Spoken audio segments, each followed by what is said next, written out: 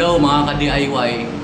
Meron po tayong gagawin ngayon na isang CR siya. Ito sa sariling bahay. Ayan o. Papalitadahan po natin yan. Yan. Yang area ay lahat na yan kisame.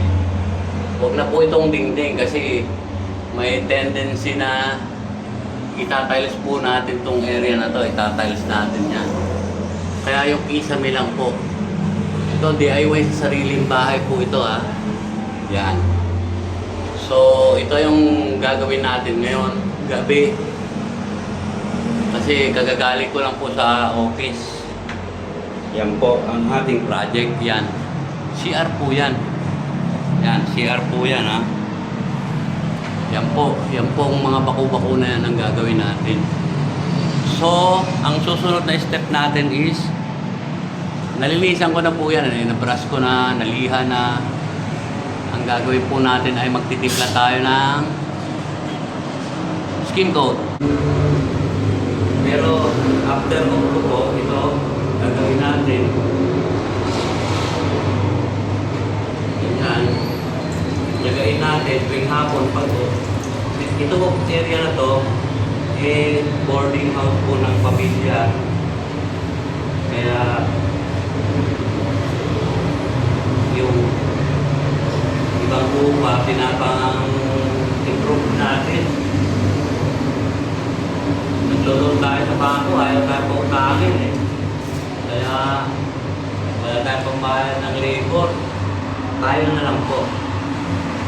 Mag-prepare ka 10 kilo lang dahil hindi naman tayo kabili sa pumahin. Yung kaninang pinakita ko sa video na area, yun po ang tatapusin natin ngayong gabi na to. Kasi pako-pako po eh. Nabili ko po itong bahay na to doon dati sa naunang owner na ganyan. Kaya ngayon, ako na po ang nagbabago sa itsura niya, binabago ko po. Nabili po ng aking mga anak at ako, share. Puro DIY na lang po. Na may ilang pito din po ito na paupahan. Ngayon, sinishare ko po sa inyo mga ka-DIY na pwedeng tayo na lang gumawa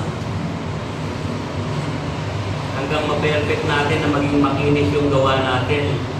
So, para sa una, hindi po natin ma-perfect na makinis ang gawa natin dahil bagito nga tayo eh. Maasa lang tayo kay YouTube na ng mga kaalaman. Malaking tulong si YouTube kasi naisishare niya sa atin ng mga ibang YouTuber yung mga aspect kung paano na techniques kung paano magganito gumawa ng masilya. Kung minsan pag malalim yung kapapahirap ko, sabi ng ibang taga-YouTube, gamitan ng boral, kaya ginamitan ko ng boral. Or sometimes, pag malalim talaga, may bakal, simento, may buhangin.